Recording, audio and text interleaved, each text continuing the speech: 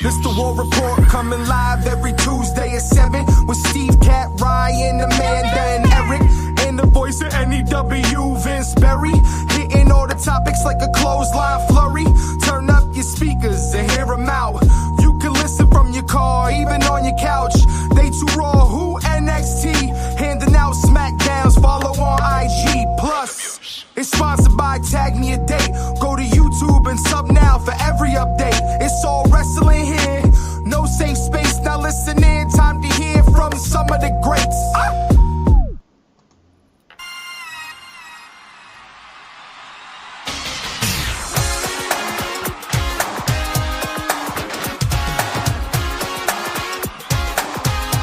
Pump it up, pump it up, pump it up.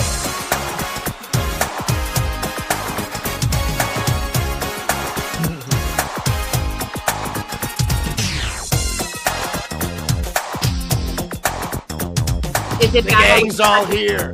Oh, baby.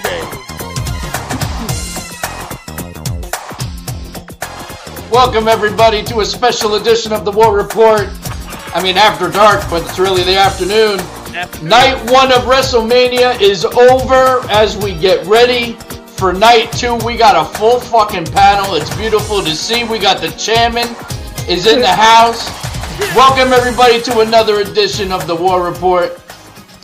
So, WrestleMania 1, Part 1, I fucking hate that it's 2 nights. Yep. But WrestleMania is in the books, Part 1. I have to say, I remember last year when we did this, we talked about night 1 was a little weak compared to night 2. And I somewhat have a similar feeling, although there were some real great highlights from last night. I wouldn't give it an A. I don't know that I would go a C, maybe a B, but I thought overall it was a pretty decent start, and it got us excited for what's to come for tonight. I guess let's start going around the room. Overall lettering of night 1. I'm going to save Chairman for last because I have a feeling I already know where he's going. But Vince, what about you? Hey guys, so I'll start it off real quick. I think the night 1 curse is real. I just think night 1, everybody's anticipating all the shit that's going to happen on Sunday night. That the appetizer, the first half of the show. No knock. We'll get into the specifics. I think the first half to maybe 2/3 of the show didn't really kick into gear the way it needed to until you got to the main event matches, and then it actually started to feel like a WrestleMania. But then we had to end the show and wait 24 hours. I'm still team one night WrestleMania. Yeah, me too. I think it because, and we'll get into more specific. There's just too much time. Like they took the same amount of matches across 2 nights. They just split it up, and then they added way more junk in between. Like it just took too much time to get to the next match. I'd almost rather them keep it on Sunday and start it at like 1, 2 o'clock in the afternoon. And let it go till, 8, 9, 10, whatever you want to do. I don't care. I have 18 fucking matches. It's fine. But I'd rather that than 2 separate nights. Plus you had SmackDown Friday and then the Hall of Fame, which we'll get into because I'm pretty fucking pissed about it. But we'll get into that. So it's just a lot. And it's but it is WrestleMania. So, and I do agree with you, Vince, how it was off to a slow start, but I have to give the exception to the opening match, which should be the case, right? If you're not closing, you want to open, and you had to open with Jay and Gunther, and you had to open with Jay. Jay's entrance was fantastic, but we'll get into that. What about grade lettering for the overall night 1? I'm going to go with solid B. Yeah, that's what I was thinking. Somewhere B, like a B minus, yeah. I didn't hate it, but I didn't love it. It wasn't. But I think, like you're saying, it's anticipation for what we're getting for today, and if that was what it was supposed to do. I don't think I'm finished with WrestleMania Part 1 yet either, but I'm ready for more. So it served its purpose. Al, what about you? Al? All right, Mitch, what about you? Honestly, with my limited experience with WrestleMania, it's been like only 3 in the past 3 years. Um, I was gonna give it like a B plus just because of like 4 out of the 6 matches I thought were really really good. Okay, 2 were not bad, but not WrestleMania quality, in my that's fair. opinion. Okay, Chairman. Oh God. I can't wait for this. Overall grading. Are we going around the room? Can you hear me, Steve? Or no? I can now. I asked you, but I got Okay, yeah, 'cause I'm silence. just having a little bit of rough connection around where I'm at. I apologize. I mean, I think I'm in the B minus stage of things. Okay. I think that is the issue when you do try to make this WrestleMania event a 2-night event, right? Because yes, it makes business sense all around. You're going to capitalize and sell out a stadium twice. But then you find yourself with all these filler matches, which some of them won't even main event a Raw or a SmackDown. And yet here you are in one of the biggest shows, arguably the biggest show ever in wrestling. So that's the one issue I have with it. But overall, yes, I thought the first match, you could have started with a better match and to lead off with Jey Uso, especially how he hyped up a crowd. Right. That's number one. Between that, it was pretty dull till we got to the women's main event match. I thought that was a very good match, outside of all the frustration that you could see between those women personally outside of the ring. They are professionals. They put on a great match, and they put their egos aside and gave the fans what we wanted. And, I can't speak for the majority, but I think the majority did want Trippy to go over. Especially the majority at WrestleMania, because the heat on Charlotte was amazing. It was a crazy amount of heat. And the main event spoke for itself. It was an awesome, great event. So I'm gonna have to go with a B minus. Okay, and we'll break down all the matches. Chairman, you've been shaking your head a lot. So first off, I got to shout out my son and brother Al for giving us a Hall of Fame grade there. Check you out. The Hall of Fame what? I didn't hear you. Hall of Fame what? Hall of Fame grade. He asked for a grade. My guy broke down the whole show. I love it. You remind me of a young man. It's all good, brother. So I'm gonna give it a nice Kenny Omega D for Dookie. Wow! I knew it was going to be lower than everyone else, but I didn't think it was going to be a D for Dookie. That's fucking crazy. Yeah. We'll get back into that. Eric, overall grading. B minus. All right, so everyone except the chairman is kind of in the B range. So listen, they open up the right way. Jey Uso, Gunther. Jey Uso, in my opinion, had one of the best entrances of the night. I like everything they did. I felt bad for him at the end when he had to climb back up the steps after wrestling that whole match. I will say this. I loved the match. I thought it was a great match. It ended with Jey going over, which we all anticipated. The only thing I didn't love was the finish. Yep. I didn't love the submission. It's Gunther. Like, I would have rather a Stone Cold Bret Hart situation where Gunther, just passes out rather than a submission and a quick submission. What do you guys think? I'm a chairman you right now, and I'm gonna disagree with you because I believe for the amount of pain that Jey Uso has gone for the last year with fucking Gunther, it only makes sense for him to be able to submit a guy that's never been submitted before to win his first ever heavyweight championship match. I thought it was great. I thought it was a great ending for their story, and he either submit him or he kills him the way he made his brother bleed. That's the only way I saw that match ending.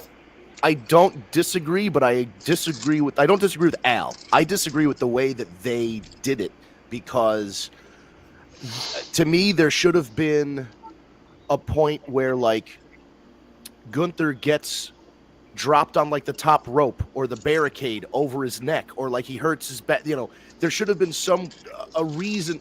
He hit 3 splashes, 3 frog splashes or whatever, super 2 spears. 3 splashes. And I get that all knocks the wind out of you. People are debating this on well, you knocked the wind out of him with the splashes. I'm like, yeah, but this is a choke, like a blood choke, like a sleeper hold is like a rear naked. That's like an MMA move. So I would have liked it if there was a point where like Jay's like in the turnbuckle and Gunther charges at him and Jay moves and he hits his neck on the top turnbuckle and he's like, and then you see, his neck's hurt. That would require thinking and actual strategy and storytelling. That doesn't work in WWE. But then they had this moment with Jimmy in the sleeper hold, bleeding, and he was in it forever, and it just didn't. They wanted to match that up with Jay putting Gunther in it, but as Al said, the sleeper was on, and it was a quick tap. Gunther wasn't bleeding. It wasn't like he wasn't reaching for the ropes. It was. I disagree with the way. I think the finish could have worked if, like you said, Chairman, there was some planning. Listen, B, you got to give it a grade B for bullshit. All right. So I'm sorry. If you want to break this down from the top, the entrance was the same fucking entrance he does every night. There was nothing new to it. Nothing. There were gorgeous cheerleaders. Okay, for one. Oh my god. I'm just saying. If you have to put over the cheerleaders to give him a B, then we're not talking the same conversation here. Are you fucking kidding me? This is supposed to be his biggest match of all time. This is supposed to take him to the next level. My guy already wants to quit. My guy was blown up before he hit the ring. My guy looked like Jay looked tired. My guy can barely fucking. He's done. What are we talking about now? How do you? What's the next part of the story? Who does he go after? Jey Uso versus CM Punk. Who gets winded first? That's literally the match. It's a false count anywhere match because one of them's going to fall. What mid-carter is coming up next? What do you do now? You had Gunther. Ron Breaker when he loses his title tonight. That's what I'm saying. I think Jay holds this title for a month maybe, and then somebody like that somebody that they're trying to elevate, like a Braun Breaker, will take it from him. We'll have two guys who can't talk on the mic, who are both IC title at best, go for the world title. This makes sense. Now we're gonna have John Cena as the real. Like, here's the thing: the World Heavyweight Championship has never been the real World Championship. It was created by Triple H to give him a belt on Raw while JBL was the champion on SmackDown. It's always been second place. The real belt right now is on SmackDown. Wherever that big gold belt goes, that's where the real heavyweight champion is. This World Heavyweight Championship is a nice consolation for people working on the other show, but they know. Just the same way CM Punk knows he wasn't in the main event. These guys know when they win the World Heavyweight Championship, it's not the same as winning the big fucking belt. The big gold belt from WCW is the real belt, no matter what. Yeah, that's the debatable. We can debate that all day. But back to that match. That match was trash.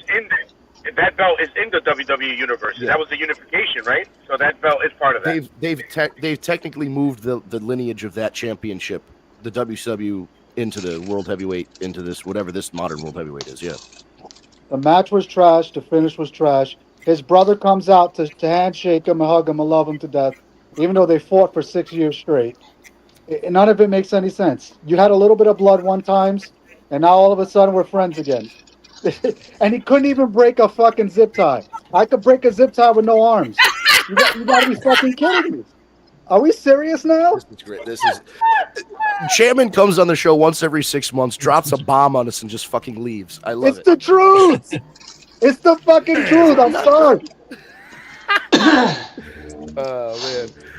All right, wait, I'm sorry. One last thing, and I'll let you go, Steve. For real. You're telling me the World Heavyweight Champion can't break a fucking zip tie? Come on. Seriously.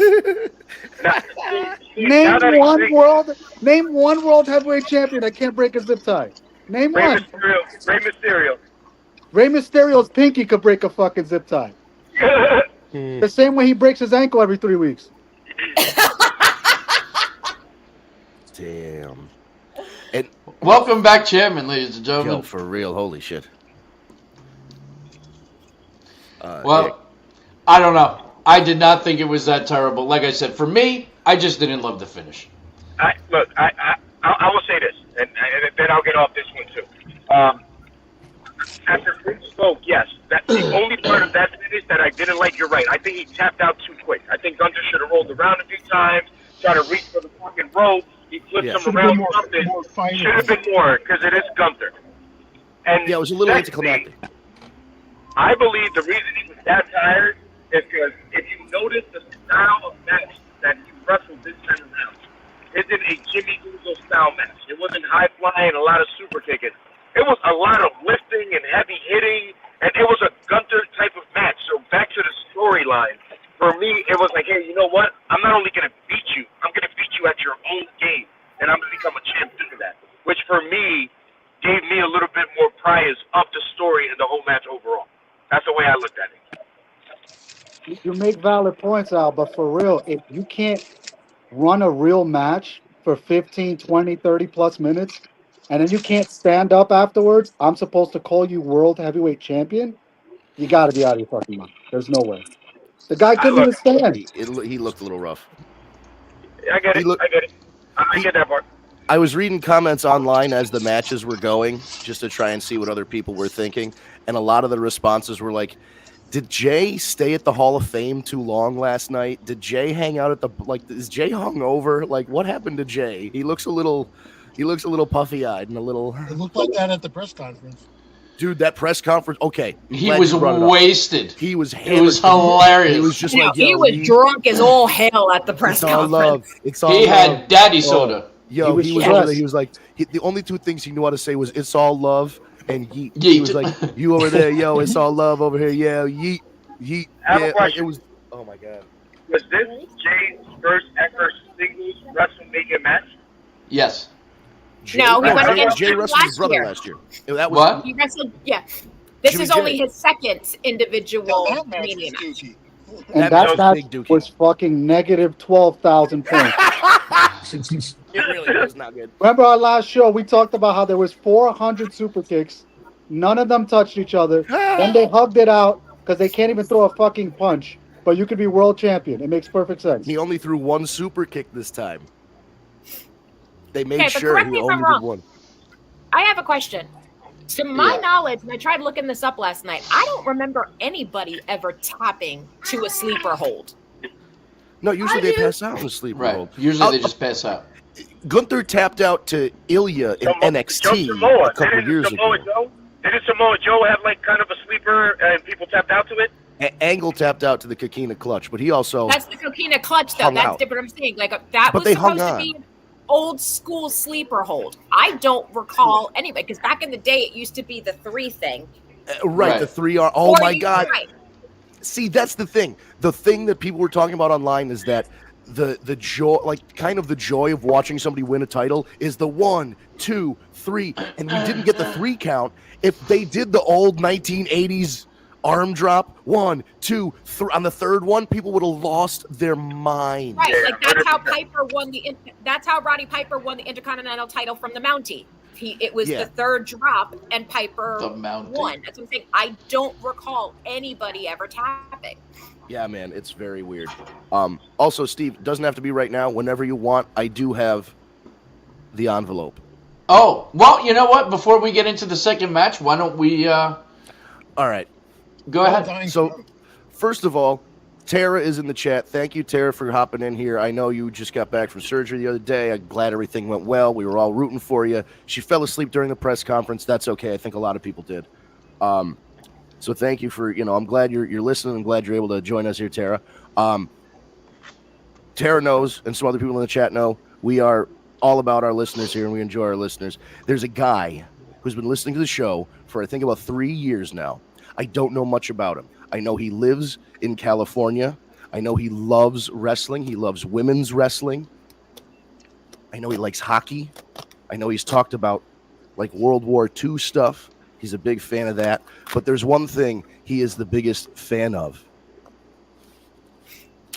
And that man is David Rosca. Acknowledge me! Who is, again, like Tara, has been in the chat with us forever. Yeah. I didn't realize there would be so much packaging, or I would have pre-opened this. But, David, this is an autographed picture of the Perfect 10, Nadia Comaneci. Wow. Oh. Wow. Hold it closer to the camera. I'm gonna switch cameras for this because that one's too far away. That's so freaking badass. That's awesome. Come on, camera. Here we go. He's gonna cream himself. This is it. This is the routine. This is her autograph. I got this from a sports memorabilia store down in Miami, and they shipped it up to me. there's only two things you need to do for us, David. One, you need to contact one of us and give us your address because I'm legitimately going to mail this to you. And two, I want you to, even if it's for 5 minutes and if it's audio only, you don't even have to turn on your camera. We want you to come on the show and talk. We want to know more about David. We want to have a David. We want to have a David chat. That's part of the agreement here. I will give you this photo if you come on the show and talk to us because we want to know more. Absolutely, dude. You've been in the chat talking about Nadia Comaneci and Trish Stratus and Rhea Ripley and you know, the EST, Bianca Belair, and all these people, and you always mention her. So this is the real perfect 10. It will go. You know, this will be on my wall in a frame if you don't claim it, but I'm putting it back in this envelope for you. Well, I want it. And David, please understand that this is our appreciation for you being with us for so long, for being so loyal. This is for you, man. Absolutely. I figured, you know, it's WrestleMania season. I went on, you know how I like going on eBay and looking for autographs. You can find just about anybody. And I was like, this is the perfect opportunity. You know, we tease him about the Nadia Comaneci thing, but like, it's cool that he's got like a specific, you know, interest. And wrestling wise for him, it's Trish Stratus. It's Trish Stratus. And, you know, it was absolutely my pleasure to go pick that up or buy that on eBay. So that's very cool. I was hoping Dave would be in the chat so that he would like fall out of his chair. So we might have to replay this on Tuesday night. Yeah, maybe, you know, we'll see. I feel like he's gonna hop in at one point and then be like absolutely shocked. So definitely keep it close. Yes, that's awesome. All right, well, match 2. The New Day takes down the War Raiders. I guess the New Day had to win to solidify this whole heel turn. I don't know that I love the fact that the War Raiders lost already. But I thought it was a decent match. And the New Day are now heel champions for the first time in, 20 fucking years? Yeah, the New Day hasn't been heel since, they debuted like the first couple Yeah, weeks. they were heel when they debuted, and then they just got over. Chairman, what did you hate about it? I don't even know why we're even talking about it. You might as well just skip to the next match. Because no one gave a fuck. The War Raiders are coming down the aisle, and nobody's cheering. Replay it back. Nobody's going war. Nobody's putting their fists up. No one gave a shit. It's fucking stupid. It's a waste. I like the War Raiders. Well, and of course, we love those guys because like, you know, Hanson. Well, we also know, right? You know, we also know Hanson. I'm not saying they can't work. I'm not saying they can't put on great. Obviously, we know what they're capable of, but no one cared. No one's invested in that. So nobody. What happened? There wasn't a lot of build to that match either, though. Exactly, especially for Mania. There was more build on the SmackDown side, and they didn't end up putting those titles on WrestleMania at all. We had more attention on the New Day's gear than anything else. I mean, come on. They care more about the gear than the match? Think about this. I like that me and Michael Cole had the same thought at the same time, where he's like, Xavier Woods stole the ring announcer's haircut. I'm like, oh, okay. Oh, God. I mean, they I said the same thing. I said the same thing with the game, I knew it. Yeah, next match, Steve. I do not like that ring announcer. Dude, she bugs me. Oh. I can't stand her. The hair sucks. The way she does the announcing sucks. It all sounds the same. It's all like, I can't stand her. She irks the shit out of me. She doesn't come close to what we've had in the past between Lillian or or what's her face, Samantha Irvin. She's fucking sucks. I can't stand her, and she is also on LFG. She drives me crazy. By the way, LFG, Shiloh Hill, appreciate you, brother. He liked our clip talking about him thinking that he's gonna win, so that's pretty cool. I sent him a message. We'd love to have him on, but we all know I'm not going to get a response. I said if WWE would allow it. Exactly. But fucking cool that he shouted us out and liked the video, so we appreciate you. And he's definitely my pick to win on the men's side. And again, if you're not watching LFG, you should be. You're missing out.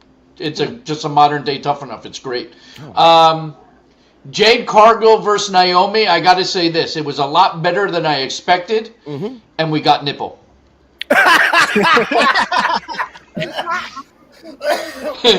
I think the whole caution tape on Naomi's outfit is fucking ridiculous, but I think it's some of the best work I've seen out of Jade Cargill, quite honestly, like in a full-length match. And it ended the way I expected with Jade going over. But I wasn't upset with it at all. It was a lot better than I didn't have very high expectations. So it wound up being a win for me. What did you guys think? I agree. Like I think you're just mid-match. Yep. And it was the expectations were so low that the fact that she could pull off most of this without looking like a complete boob, no pun intended. I was gonna say, wait, she did look like a boob.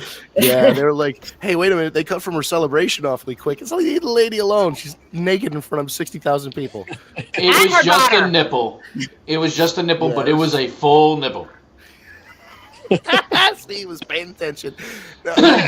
I just think there were a couple times I mentioned this in the chat where they kind of did the eyebrow conversation where they're like, your move next, and they're like, no, it's your move next. And they did like that little kind of like hesitation of like who's supposed to do what. So it was a little clunky, but yeah, Jade. You expected it to be clunky though. So Jade looked she looked better than she has in the past. I don't know if she's still at the level that they want her to be at to be a WWE superstar. So I feel like she's still got work to go on that. And like the response online was, hey, this match was fine, but it felt like a match that should be in the middle of a SmackDown, not on a WrestleMania. Yes. Agreed. Right. You know what else? You know what else I didn't like?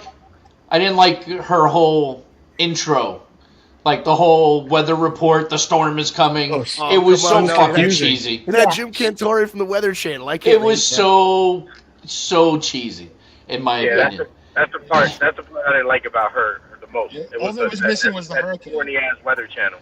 Like the Weather Channel thing, I didn't get, and I believe the beginning of the match started a bit too mechanically. Like they were just going through moves. They weren't really wrestling. It got better as the match went on, and yes, you're right. I didn't expect that much. Chairman. So I kind of agree with the general consensus here as far as some of the high spots, the major spots went over well. But I was with Vince. Him and I were going back and forth about they just didn't know how to call the spots. They're waiting for a leader. No one could run a match. But if we're at 3 matches for the Mania so far and 2 should have been on a SmackDown, I don't know how we can give this show a B. So we'll keep going. I'm just gonna plug that out there. If we're all saying the same shit, how do you guys give it a B? Well, you've been a little more negative than the rest of us. Al's putting his camera on. He's got something to say. I do want to say something about this. This might be one of the most impressive things I've ever seen in wrestling. When Naomi threw herself from the top rope and she caught her, like in that suplex position. I don't think I've ever seen a man do that. That shit was crazy. Like I thought, like that was simple, but I was like, it was like a holy shit moment. And Naomi's not tiny, so that's like raw power on Jade's side, which that was impressive. She didn't even move, nothing. She just literally stood there and kept on. I was like, holy shit, that was impressive. Yeah, that was great. Why do Al and Chairman both look like they could manage LAX right now? Maybe we do. You never know. I feel like that's the biz. Like these guys are sitting in the back of the limo, and it's like MVP with the Hurt Business. They're just back talking business, and the other guys are hurting people. Yeah, we the Spanish version of MVP. Chip. MVP. So one of the top matches, in my opinion, of the night, one that I am very happy about, and that was Jacob Fatu, LA Knight. And Jacob Fatu is now a United States champion. Haku came out at the end, which I thought was awesome. That match, to me, was great, and Jacob needed to go over. I was surprised that there was no potential trying. I honestly thought if Jacob was going to lose, it was because Solo mistakenly trying to help was going to fuck it up, and that was going to start turmoil continue the turmoil between those two. But I mean, outside of him coming out at the beginning of the entrance, There was no Solo, so it was straight up. I thought it was great. Yep. Can we just talk about how bad LA Knight's entrance was? It was so dumb. That was the worst entrance I've ever seen. And Some that's of the a Mania entrances- entrance. Yeah. The Mania entrances were pretty weak so far. I mean, Charlotte coming out in the Rolls Royce, okay. I liked Roman's. The Maserati with LA Knight, like this is No pop. Yeah. no. That shit was so ass. The best Mania type entrance was Tiffany Stratton coming out of a fucking Barbie thing, and that was pretty. What does that crazy. tell you? She looked good though. Well, she always before the match. Now she's missing a couple teeth. She's not as pretty. No, they capped them for the They capped him press already. conference. Oh wow. Yeah. That's quick. Yeah, they're just chipped. They were. She didn't lose. I don't think she lost. No, she didn't lose it fully. It was the like pictures were just that they were chipped. But what was your feeling, Chairman, on Jacob and LA Knight? I felt it was lackluster. I mean, again, a couple of good spots, but the entrance was trash. LA Knight's time has come and gone. No one gives a fuck. We want the Samoan Werewolf to go over, which is fine, but again, it just not Mania to me. Just doesn't feel like Mania. See, because online that was regarded up until I think the Triple Threat as the match of the night that people enjoyed the most. Maybe it was just the fact that Jacob went over, but they like the back split, the senton off the top rope that there were a couple things in that like big spots that Jacob did in that match that people were like, wow, look at this guy go. So I don't know if it was just those right. spots. So it's the four spots and not the match. Gotcha. But he is listen, I think it was the right call. Tribal chief one day. He's gonna be tribal chief in about 6 months, baby. Like what do you think? Like he's the man. I just wish they would have pushed the narrative. My thing with the match is, and I know where you're coming from, Chairman, in regards to that it didn't feel like a WrestleMania match because they had this dumbass tournament all the way till the last SmackDown or whatever, or Raw to see who the fuck was going to face them. So there wasn't really like a rift in between them. Wasn't there like a tournament for them to get to the match or something on this one? Wasn't there a tournament? There was, but they've been beefing for a while. I mean, even prior to the tournament. But I really don't. Has there really been that back and forth with them? Because I don't think they built on that enough. That's what I don't think enough, but there was a few weeks where like it was Fatu and Strowman, but it was all to get to LA Knight, and then Solo again, cost Jacob Fatu the match with LA Knight. Like there was a lot that Again, back to the fucking shitty quonkiness of the whole thing. So they dropped the belt from Nakamura like a month ago. They give it back to LA Knight for no fucking reason. I agree he goes there, and all it was for him to carry it to give it to the Samoan Werewolf. What the fuck was the point? They might as well should have put Solo and the Samoan Werewolf together, or Solo come out and betray him at the end and start a program. Where's the story? It's like a complete end, and they're just going to reset on Monday. Well, see, that's kind of what I was saying too. Like, I always thought Jacob was going over. But in my head, I'm like, but the perfect way for him not to go over would be Solo coming out to help Jacob, fuck that up, and cost Jacob the match. Now you split them. Jacob is a bona fide face. He technically is anyway. He was more over than LA Knight. They were all chanting Jacob for most of it. So now you push him full face, and now you start that program with Solo, and then the winner of that goes back after... Assuming LA Knight still has the U.S. title, go back after the U.S. title. But to your point, LA Knight, nobody gives a shit about LA Knight anymore. And that I agree with. I mean, this is a guy that we all thought, holy shit, he could possibly become world champion. And they dropped the ball on that one huge. So now you're right. Nobody really gives a shit. But I think that would have been a way at least to start the program with Jacob and Solo.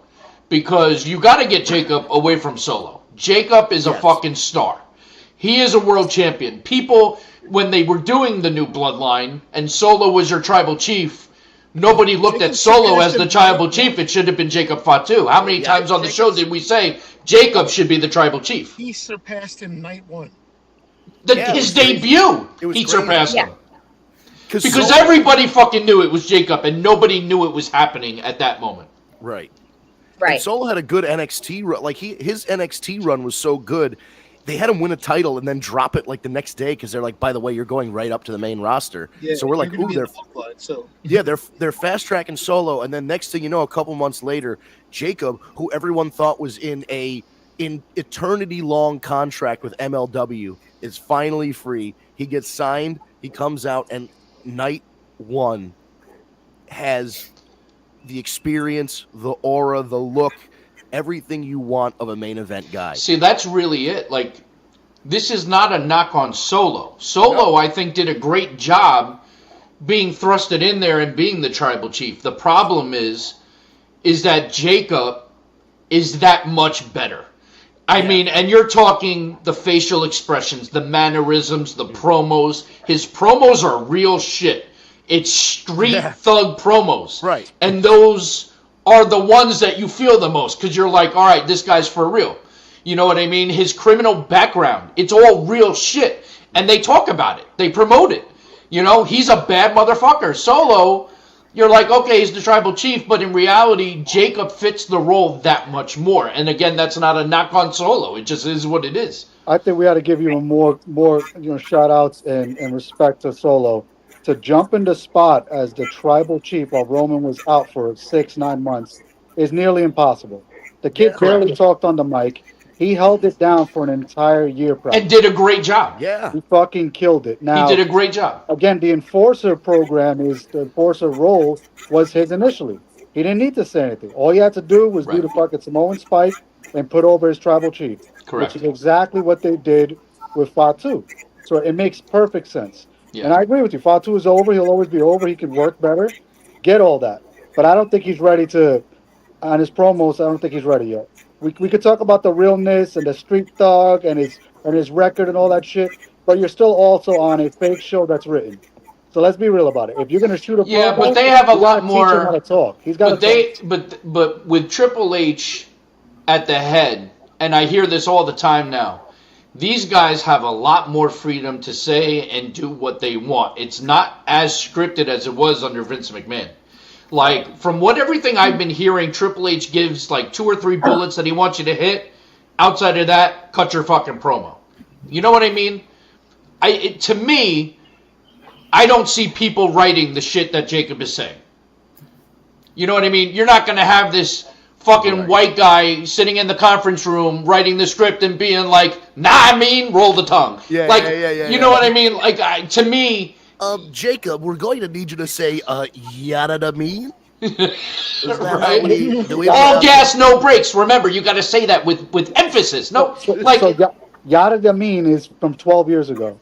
So he's already beyond the 8 ball. So is he. Yeah, dude. And look how over it is now. I think it's from 30 years ago in whatever hood he grew up in, and they just still say it. So basically, just to kind of go back a little bit to LA now that Knight, is true, Vince. LA Knight was last year's Jey Uso, and they did not fucking put him over. They took too long to pull the trigger, and that's why it flopped. That's 100% accurate. Now he's done, and now he's done. What are you going to do with him? He's too old. It's over. He'll never have a shot again. I agree. I don't see how you ever get him back to that level. And you're right. He is. He's only getting older. I mean, people forget LA Knight's been around and doing this a long time. It's only recent that he got his shot with the WWE where it meant anything. That was because, like, during the pandemic and in the years leading up to it, he got really over in TNA and then the NWA with Billy Corgan as well. He cut some great promos. Dummy, that whole segment. What's that? He did some good NXT work too. Yeah, and then he did he got that whole thing with the $1 Million Man and Cameron Grimes and all that. Yeah, so I remember. Yeah, now I remember that. Jeez, yeah, that was a good. So what I'm saying is he came in with a lot of hype from the outside, and people were excited to see what he was going to do, and they should have fast tracked him a little more as soon as he came in. I'm not saying they do the Cody thing and push him right into a world title program, but I think they should have done a little bit like on his debut, put him into a title contention mid card, like have him win a mid card title right off the rip, and then you can set him up for being more. And they kind of pigeonholed him. They were like, we signed you. There's a lot of hype behind you, but like a Zack Ryder, you're only here. You're not here. we think you're here. So like there was not enough momentum to carry him into being a main eventer. I mean, they gave him that soft drink match with whatever you call it with Bray Wyatt. That didn't help. Mountain Dew. The Mountain Dew Pitch Black. Yeah. Yeah. Nobody's gonna mention that we had the snap into a Slim Jim whatever winners during Jay's entrance. He gets all the way down. He gets all the way down these steps. He climbs a whole arena, and then he's got to like greet the Slim Jim winner before wrestling in the biggest match of his life. And they're standing there flapping around like 15 fucking Slim Jims. I saw the Slim Jims come into frame. He no-sold the whole fucking thing. Didn't say hi to them. Didn't grab a fucking Slim Jim because he was already blown up. Dude, I think that guy was probably just tunnel vision. I think in that moment, you're not. He was taking it in. I don't even think he heard. I don't think he heard anything. I think he saw the stairs and the ring, and was like, "I gotta get down there." I think he pulled a mean mark and shit himself in the ring. That's what I think. It's pressure, man. That's big pressure. It is pressure. It is pressure, especially you're the opening match, so you have to deliver.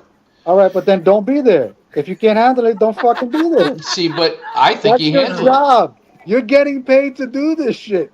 You're going over, and you're scared to be there. Fuck. I mean, dude, it is 61,000 fucking people. I remember my first beer too. 61,000 people yeeting. Maybe he should have yeeted before he got out there. He would have felt better. I knew a guy when we would do band auditions and stuff, and he would always, every time before an audition, he'd have to go throw up, and then he'd come back and be like, "All right, I'm good." It's like, all right, that's how you're gonna do it. Sure. Better take care of it beforehand. Yeah, better than puking at the actual audition. But So speaking of another match, yeah, that I think could have definitely not been on WrestleMania. Unfortunately, getting injured the night before Mania sucks that much more. But we did get Ray Phoenix versus El Grande Americano. And Ray Phoenix is just incredible. I mean, some of the shit he can do. He's better than just incredible. He's much better than just incredible. But Just Incredible still owes me $500. But still a great match. The finish was kind of expected with the metal plate going back in the mask and all that shit. But Ray Phoenix is great. I mean, to me, that was the best part of that match. But I don't think it needed to be on Mania. So how many matches is that shouldn't have been on Mania? So far, two that I think. Okay, I'm sorry. I'll stay quiet. I think 3. I think the tag match, the Cargill-Naomi match, and the Grande Americano Ray Phoenix match could have all been SmackDown. So 3 out of 5, and you gave it a B. Makes sense. I get it. But like Sam made a good point last night. It all goes back to the one Mania thing, Yeah. You know what? But they are at this point they're greedy because they're doubling their money every Mania now, and they're going to do the same thing with SummerSlam now because now that's going to be 2 nights. Can I ask a quick question? I don't want to backpedal too much, but from SmackDown leading into it, right, the go-home show, why would we decide to put 25% of the people performing on Saturday in matches on Friday night? That's a fair question. Wouldn't that risk you getting injured and fuck things up, which we saw happen? You're not wrong. That stupid shit. Well, you're not wrong. I mean, look at Ray, and now he missed his Mania spot. So, all right, Tiffy time versus Charlotte. So hard hitting. There was definitely some. I mean, proof of that. Tiffy not only the chipped tooth, I think multiple teeth, but she also had a welt on her forehead. But it was hard hitting like we thought. I thought that was another match that was better than I expected it to be. And I'm glad to see that Tiffy got over. I went with Tiffy in my pick solely on the fact that Charlotte's Mania record is not very favorable to Charlotte. So I said, you know what? I think they're going to let her continue to roll with it, and they did. What did we think of that one? I have a question. Does Charlotte have more losses in WrestleMania than she has championships, or vice versa? She still has more championships than losses. Okay, just making sure. Yeah, it might be 500 now, but like. Yeah, you know what? But more championships only means she's lost that amount of times too. Well, Very true. like father, I like saw daughter. I saw a stat the other day stating that Roman Reigns' one reign was only like I think 40 days shorter than John Cena's total 16 reigns together combined, as far as days were counted. And I was like, wow, that's pretty strong. Well, yeah, because there were times when Cena would like. That was that weird point where like Cena, Batista, Triple H, and Edge would all swap the world title every 2 or 3 weeks for no reason, or like throw Randy Orton in there. You know, it was just like, oh, Randy Orton cracked his collarbone, Batista's champion. Batista pulled a hamstring, so now Cena's got the belt. It was just like everybody got like 5 title reigns in about a year. Wow, it's true. That's wild. Yeah, the what was it? 05 to 09 was like, God, if you didn't like Triple H, Randy Orton, John Cena, and Batista, you were gonna have a bad time because that was all they talked about. It's true. Edge was in there too. And Edge, yeah. Charlotte Flair, just looked it up, currently has a even 4-win, 4-loss record at WrestleMania. Is that right? I heard something different the other day. Oh, let's see. She was oh no, you know what? Now she's got. No, so I've got this. Let's see if I got this list right. WrestleMania 32, she beat Becky Lynch and Sasha Banks in a triple threat. Yeah. WrestleMania 33, she lost in a fatal 4-way against Bayley, Sasha, and Nia. WrestleMania 34, she beat Asuka. WrestleMania 35, she lost the triple threat with Ronda and Becky. WrestleMania 36, during the pandemic, she beat Rhea. WrestleMania 38, she beat Ronda. WrestleMania 39, she lost to Rhea, and then this year she lost to Tiffany. Oh, so it is even. Do you think in any of those years she can get like ring gear that fit her? That'd be nice, or maybe a sandwich. Thank you. Thank you. She needs to eat more than a sandwich. Was anybody else like initially confused because they were both kind of wearing pink, like light colored gear? They were wearing the exact same outfit. Yes. Dude, it was. I would look at somebody. I'm like, ooh, that Tiffany's gonna hit her with a power bomb. I'm like, oh wait, no, that's Charlotte. Or like I was just getting mixed up a lot. That was the point. It's the passing of the torch. The only way you could tell the difference was to look at the cup size. And then the number of teeth. The only way you could tell the difference on who was wrestling. Oh, and I'm sorry, no. And Tiffany actually executed her moves because Charlotte clearly did not last night. No. She was off again. Yeah, I think she was looking. Women, you could tell those women apart from far away as a man. You could definitely tell who's Tiffany, and you could definitely tell who's Charlotte. Agree. I was not wrong. Tiffany actually has a body. I counted 15 boxes by Charlotte. 15. She was not looking good last night. Yeah, easy. The ring rust was horrible last night. And but in like that Tiffany, the naturalizer off the top rope was clear miss. It was. I feel bad for Tiffany because I felt like she was looking for Charlotte to lead the match, right? Because that's Charlotte Flair. Right. She doesn't want to get heat backstage. She's doing the right thing, but every time she looked to her, she was just fucking the thing up. So she's like, all right, I guess I just got to get my ass whipped to get over here. Right. Oh. Yeah. Well, she worked it like a pro. Yeah. All right. Well, this brings us to the main event. The star of the match being Paul Heyman. Oh, yeah. And as we talked about last week on the show, he did go with Seth Rollins. And the way he did it, like the whole match, the agony that he was in, you could just see him pacing back and forth and sitting on the steel steps. And then he has to make that decision. Who's he going to give the chair to? And he slides it to Roman and to Punk.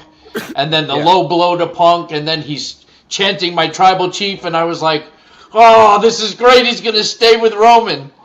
And then the nut shot and that zoom in on Seth with his back turned, knowing exactly what just happened.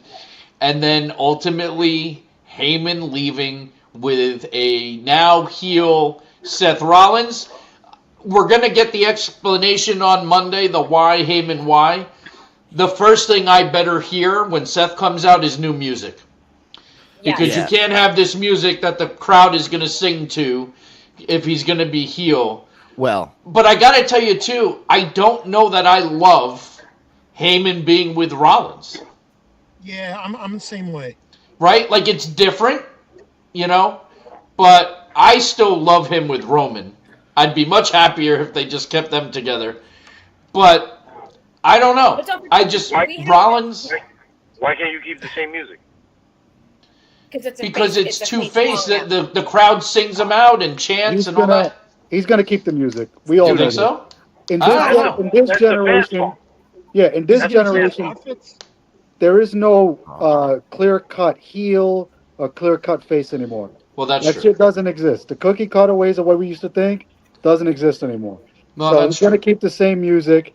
He's still going to get them to chant. He's still going to be his half-in, half-out bad guy. I don't think we get a Paul Heyman answer on Monday. I think they push it. Do you like the pairing of Heyman with Rollins? I think they had to do something different. I think it was time. We've had 5 years of him with the tribal chief, so I get it. To back up a little bit, I did enjoy his entrance with CM Punk, where he gave him his watch. That was pretty cool. Yeah. And gave him the kiss on the forehead. Like, kiss on the forehead. By the way, hold on, not to cut you off, but also, the name of the band that played out Punk. Living Color. Horrible. They sounded like shit to me. The first time they played him out, they sounded great. I don't know what it was. I don't know if the guitar was too loud. It just sounded like shit to me. Now Steve sounds like the chairman. I know. It drove me crazy because the first time they played him out, it sounded amazing. I don't know. It just, the way it sounded across my TV, I thought it sounded like shit. Steve, remember though, we were there Part live. of the problem too was Alicia Taylor announcing him during them playing live. Well, that sucked too, but that didn't change the way they sounded because they sounded like shit to me before she opened her mouth. I don't think they've ever, when you listen to the WWE mic musicians, it never sounds good. The only one that really sounded like really good, like almost to the T as the regular soundtrack was Rhea when that band played her out last year. Yeah. They sounded great. The rest of them, but you still couldn't understand them. So to Vince's point, live sound is tough, right? It's really hard to judge that. It is. Correct. Basically, when you're looking for is, do they sound similar to the records you listen to, right? So to Kat's point, they actually sounded pretty damn good. It's that initial riff when the guy started. It was completely off. The miking was completely bad. Then maybe that's what I heard. I think some of the timing was off too. I think like the guitar was like either the drummer was rushing and the guitarist was trying to catch up. Rushing ahead, yeah. You also got to remember it's a stadium, so the sound goes up. It doesn't go out. Exactly. Right. And I think it might have been That's the delay. The delay is basically like 6 seconds. It's tough. Correct. And it's not like a concert. Many different variations, exactly. Because for a concert, you're miking the whole arena for the one performance of this band over 2 or 3 hours, and now like they have to do that for one performance, and they have to like slap it all together before somebody comes down to the ring. So it's like it never sounds good on TV when they have. Well, it's the same thing with Jelly Roll, because Jelly Roll's performance, even though Jelly Roll is amazing, he even sounded the timing was off a little bit in the beginning, the way it sounded, how it came across. Jelly Roll should not be singing anthems. I'm sorry. He should not be singing that. I agree with that too. And the second thing is, who the fuck was the DJ that randomly came out of the floor that nobody knew? Nobody knew. I said the same thing. I said, what the fuck is this nonsense? I agree. The video game that was in the middle of the ring apron was right. So that Fatal Fury, that guy is for some reason an unlockable fighter in the new Fatal Fury game. Wait, so he's a ninja and a DJ? Apparently so. That's so cool. that was So they had him out there to promote the game. That's advertising. It was all a commercial. Basically. So he plays the best soundtrack while he's fucking you up. That's fantastic. That would be really funny if he had one of those portable DJ things around his neck. It just beats the shit out of you. Yeah, he's throwing kicks and mixing. Yeah. So yeah, I don't know. We'll have to see how it plays out, but I'm not sold on Rollins and Heyman together. But basically, this was for the World Heyman Championship. Yeah, but I did love the way it all played out, and that match was great. one of the better triple well. threat matches that we've seen in a long time. It told a lot of story. There was a lot of tie-in between all three, going all the way back to the Shield days. Right. So it to me, that was the star of the night, and it was the main event, so it should have been. They went home strong. It saved. Maybe that's what bumped it up to a B for me. I think that it ended up saving the night. I think. I wholeheartedly agree with you, Steve. Holy shit! Look at that. We agree on something. My nitpick is two things. One, CM Punk is 167 years old, and I give him credit for going out there, but he, by the end of it, was so red. Man, dude, like maybe grab one of those Prime drinks you knocked over and chug one in the middle of the match. I think he did well yesterday. I thought he did well. Right, but he was he was definitely. Will never waver. My only nitpick about the actual match itself is that the first part of it was like a TNA Fat Sting walk and brawl, go outside and throw trash cans at each other. Like it was like, if they cut that part out, I would have, because there was still stuff outside of the ring that happened later, like the power bombs on the desks and stuff. I don't think they needed that walk through because it was just like they did it twice last year in the main events. Yeah, but you got to remember, Vince, it's hard to first of all, triple threat matches always suck. I'm sorry. The majority of the time they're trash because you have to work three people. You can't. Yeah, you have to bump one and then work two, and then so you got to get one out, and then they just got to chill and hang outside the ring and pretend like they died for 40 minutes, right? Until the rest of them fight and come back. It just doesn't make sense. It's not natural. So the only way to do that to get the camera in somewhere is to go to the crowd. It's just like when you go to commercial break. You know, this used to run shows. Yeah. But when you get the bump outside, all right, we're going to break. You got 38 seconds. Get back in the fucking ring because we're back to camera, So that's the only way to really pull that off. But I think I love the spots with the tables outside. I'm not normally a fan of those because it's been done so much like over the years. But I thought those things were solid. I didn't think they were going to break them. They didn't look like the normal breakaway tables. They normally don't break. This new announce table normally doesn't break, and they got it to go. So. And I'm glad that they broke it. That shit's break. That's promotion. That shit broke perfectly. No, I know, but it didn't look like that. I think the way it looked was it was solid. It didn't look. Those other ones look flimsy. Like you could see. For the first time ever, they broke the regular announce table before my Spanish people announce table. That's right. So that might be a WrestleMania record, by the way. Exactly. I was super excited about that one. Usually, the Spanish announce table's gone by match one. So yeah, I know. And then those poor guys are sitting there without a fucking table for the next 4 hours. They leave those two same Spanish guys for 4 hours standing on. No fucking table. And they're just like, I don't know. No replays, no nothing. They can't see shit. I liked the table thing because it actually made sense in this context because that was the Shield's thing, was to grab people, do the power bomb onto the announce table.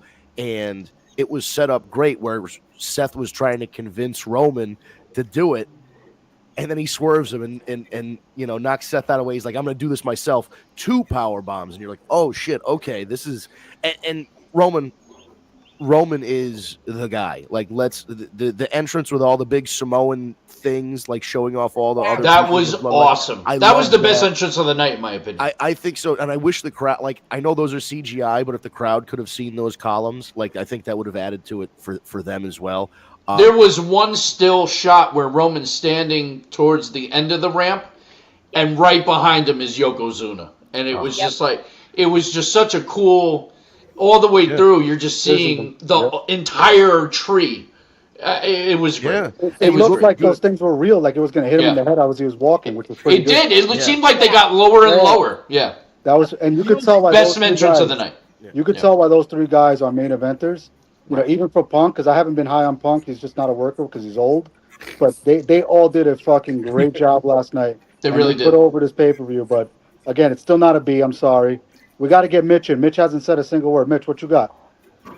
I'm bad. I celebrated the holiday a little too much. Happy 420, by the way, everyone. Oh, that holiday. Okay. Yeah. But no, I enjoyed it as a newer fan, especially the ending. I think it'll be kind of interesting to see Seth with Heyman because there's really, they can go so many different ways because there's no set path for those two. So they could do something crazy that we've never seen before, or at least that I've never seen before. Do you think they're going to bring in Becky Lynch? She was backstage. She was backstage. So it is. So there was a video that Al shared with me that this guy has this entire theory. And it does really make you think. The Rock told us all that he's always 20 steps ahead. What if Jey Uso was entirely in the plan? And it was The Rock that ultimately got Jey that shot to bring the other championship to his circle, along with Heyman and Seth Rollins. And they cost Cody Rhodes the match tonight, getting John Cena over. And now you ultimately have this final boss stable where it's The Rock at the helm with the two world champions, Paul Heyman. And what do you think of that? I do not hate that at all. I think that's fucking awesome. I think a lot of people, like online, people have been speculating that Seth is going to be the final piece of Rock's thing. Jay wouldn't be a bad addition. I wouldn't, because then it would be a shock. It would be a big shock. He wouldn't be a bad decision. He'd be a shitty, fucking, terrible, brutal decision. Listen, it's better. Is it like, because otherwise it's Jey Uso carrying the World Heavyweight Championship, wrestling against El Grande Americano in a masked versus title match. You know what I mean? Like, what else are we doing with him? Well, that's exactly what's going to happen with him because he's fucking useless. But I think, I don't hate it if he's like, just like the fourth guy, like the heater in the group, like just he's the one that eats the pins. Like he can't eat; he can only eat. Damn. But I do. Here's the other thing though, regarding the finish of this match, and I know it's WrestleMania, and you get people from different countries or people that haven't been to a show, and that's like the one show a year. When all that happened with the turn and the all the low blows and whatever, by the end of the match, the pairing of Heyman and Seth was getting cheered. Like, people liked it. So are they gonna be? We're saying that he's a heel, but is the crowd gonna treat him that way? Because now, like, this is the new thing. I don't want to say it's the flavor of the month, but look, you took two great tastes that taste great together. Like, you never thought to mix them, and it's like now this is a chance for, as we were saying, something new. Something new will get over. Peanut butter cups were made. Yeah, there was a car accident between a chocolate and a peanut butter. No. We were all in that spot when Roman first picked up Paul Heyman. Before the whole tribal chief started, we were all on the fence about the Roman Paul Heyman. That we loved the idea, but we didn't know. I was down from day one with Heyman. Yeah, I was never on the fence with that one either. I was on the fence because I didn't think he needed it. But on the fence about if they were heel or face. I mean, not on the fence about. Well, that's true. Yeah. We didn't know what was this going to turn into, so we're kind of at the same plateau again as to what will this be. It's the next move. Here, listen to this explanation.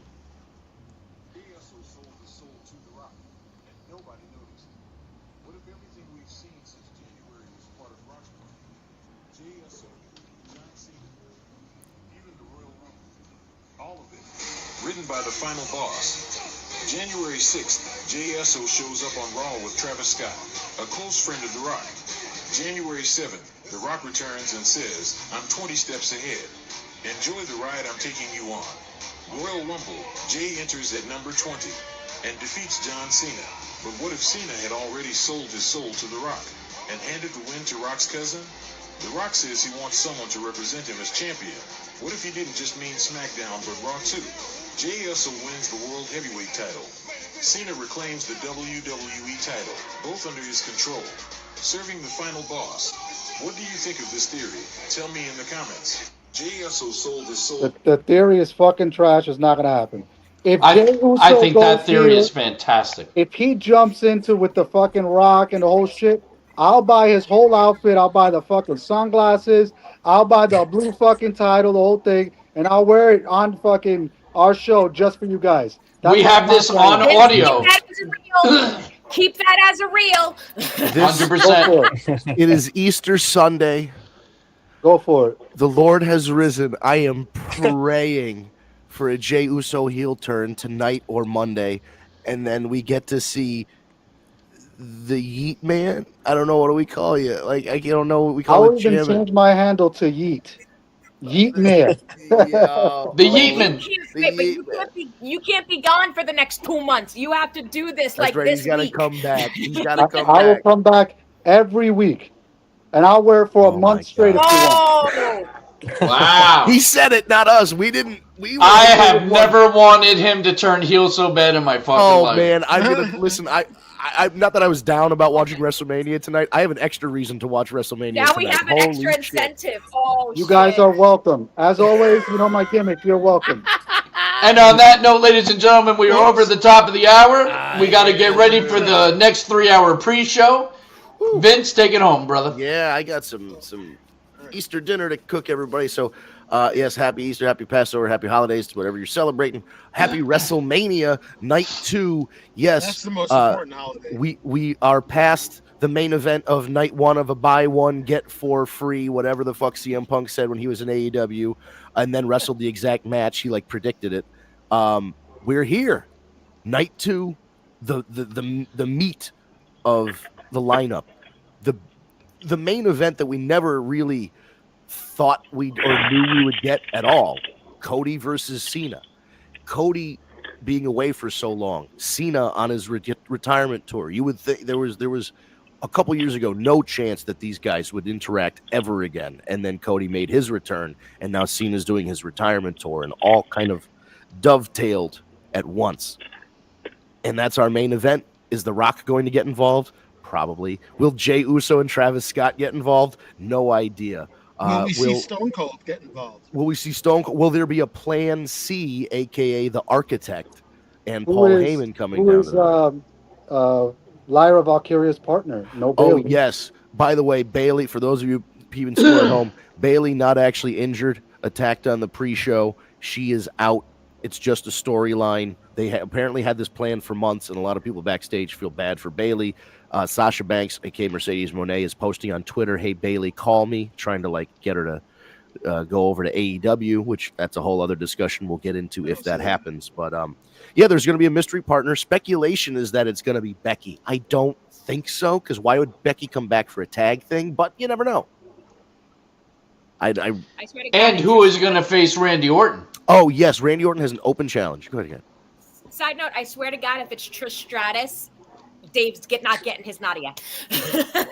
I think if he deserves 2 Nadias, if that's the case. He's been calling it. Listen, he's been making this prediction for 3 years. So once it finally comes true, like I might get a confetti cannon. Rusev is going to fight Orton. That's right. Do you still have the party lights, Vince? You know what? I would have to find a remote control for this thing because it's stuck on one color because the battery died. That's going to be tonight. If it's Stratus, I'm going to pee my pants. I know. Real quick, before we go, Steve, you had said something about you had a major complaint about the Hall of Fame or something that pissed you off. Yeah. It fucking didn't start till after midnight. Like, what the fuck are we doing? I've only seen the Hall of Fame through TikTok clips at this point because I haven't had time to watch it. I had to work Saturday. I fucking finished SmackDown on time. I'm like, bet. I'm going right to Peacock. We'll be starting shortly. I gave it till fucking midnight. I'm like, what the fuck are we doing? And then there were clips of wrestlers in the crowd falling asleep. Yeah. Why the fuck are you going to air it so late? Because it was live and it was 10 o'clock in Nevada. Then don't do it fucking live. Or do it before the show. Or do it on Sunday afternoon before night 2. Something. The fuck? Yeah. That's what I was pissed about. I work in Nevada, so it was nothing to me. Triple H's speech is officially the longest Hall of Fame speech in WWE history, surpassing Beth Phoenix. So congratulations, Triple H. Another record under your belt. It was longer than Mr. T's. It was longer than Mr. T's speech about his mama. He gave an hour. I want to say it was an hour 6 minutes or an hour 8 minutes speech. Hour and 8 minutes. Yeah. Yeah. It was, well, at least it was a good hour and 8 minutes. Right. It's Triple H. There was nothing wrong with his speech except for the fact that it was 3 o'clock in the morning. He even talked about Vince McMahon. Yeah. There was a lot of talk about Vince McMahon leading up to WrestleMania this year. It was very weird. Speaking of which, I'm sorry, before we go, do we know why Lex Luger didn't show up last night? Oh, for the... Because he can't walk. Yeah, I was going to say, it might be an accessibility okay with that issue. part. I'm just saying, did we hear anything as to why he wasn't there? Trust me, I have no problems not seeing Lex Luger. I just was surprised that he wasn't there. It's because DDP ran out of DDP yoga. That'll do it. They could have wheeled his ass out there. Yeah, I know. I was thinking that too. He's not the first wrestler to have to be out there in a wheelchair. So, and they could have stood him up once they wheeled him out there before they did the Titantron or whatever. Maybe, but maybe they were just like, does he not like Brett? Does Brett not like him? Would he not want to be out there with those guys? Maybe they should just put him in the torture rack. That would have helped. Oh man. And like Brett I didn't have a problem with it, but it's like they didn't even acknowledge, even though that he wasn't even there. They didn't list him with that through the people. They didn't put up a picture and say Lex Luger. They just completely. The fact that Sting wasn't there—that's what the fucking problem was. Yeah, he needed the power of all the How stingers. is Sting not there? He's Jesus Christ himself. Right? He would have had him walk. He would have had him. Yeah, he could have made him walk. Exactly. That's right. There's a shot of Brett. There's Triple some H backstage stuff with Sting. Bret Hart looked miserable. Dude, Brett came out. He did the thing with Stone Cold. Triple H makes his big entrance, spits the water, then comes over, shakes everybody's hand. He shakes Brett's hand. Brett looks at Stone Cold and just rolls his eyes. And I'm like, oh my God, he still hates it. Like, Brett, I wish that I had the ability to hate people the way Bret Hart hates people. Brett probably thinks that Goldberg set the whole thing up. Goldberg. Yeah. He runs out of toothpaste in the morning, and he goes, "Fucking Goldberg, you fuck Goldberg." No toilet paper, damn it, Goldberg. Yo, Vince, I think he was mad. Vince, I think he could have been mad because he sprayed all of them when he fucking spit out the water. He probably. Oh God. He sprayed everybody behind him, and they couldn't do no reaction. So that's probably why. That makes sense. Ugh. Make another Hall of Fame immortal match and make it Bret Hart and Goldberg match, because I would love to see the two of them have to take an award together on stage. Don't do it. That's terrible. Bret Hart was also high out of his fucking mind. He couldn't even look straight. It's true. He would, yeah. Yeah, when Shawn Michaels' eyes look straighter than Bret's, that's bad. Yeah, but I hear the music. About his knees, not his eyes. Oh, my favorite song. All right. Yeah, man. This was our night 1 preview. The night 2 pre-show starts in a little while.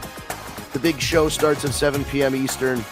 You know where it is in your country. It's probably on Peacock if you're in the U.S. and Netflix if you're anywhere else in the world, or just pay-per-view, or, you just go pirate it like some people do. But this is it for tonight. We're going to be back Tuesday night, 9 p.m. Eastern, for our regular War Report After Dark. We're going to wrap up Night 2, the Cena-Cody main event, and the Raw after WrestleMania. That's always an exciting time, or usually an exciting time, where a lot of the storylines for the next year get set up. So we'll see where we are headed for the next road to WrestleMania. This coming Tuesday, 9 p.m. You can find us in our usual spots. We're streaming live on Steve's Facebook. We are streaming live on the Tag Me a Date Facebook page. Hit the thumbs up to like the page. Or we are live streaming on the Tag Me a Date YouTube page. All you have to do is hit the subscribe button and then hit the notification bell, and it will send you that notification when we go live. And if you want to listen to the replays, you can just scroll back on Facebook or on YouTube. And if you want to listen to the audio versions instead of the video versions, just go to your podcast app, Stitcher, SoundCloud, Spotify, Apple Podcasts, Google Play Podcasts, and just give us a look. Look for Tag Me a Date in the War Report in your search bar. Hit it. The icon and the graphic that we have for the War Report that's up on my TV will be there. It'll have our names in the description. Just hit this follow or subscribe button, and you'll get the audio version in addition, rather than the video version. And as usual, follow us at Tag Me a Date on most social media. We're on Facebook, YouTube, Twitter /X, and Instagram at Tag Me a Date. And TikTok is TikTok War Report Podcast, or the War Report Podcast? War Report War Podcast. Report. See, I got it the first time. War Report Podcast on TikTok for shorts of all of our shows. And that's going to do it. Happy WrestleMania weekend. We are on to night 2 of WrestleMania. Have a great one. Yeah.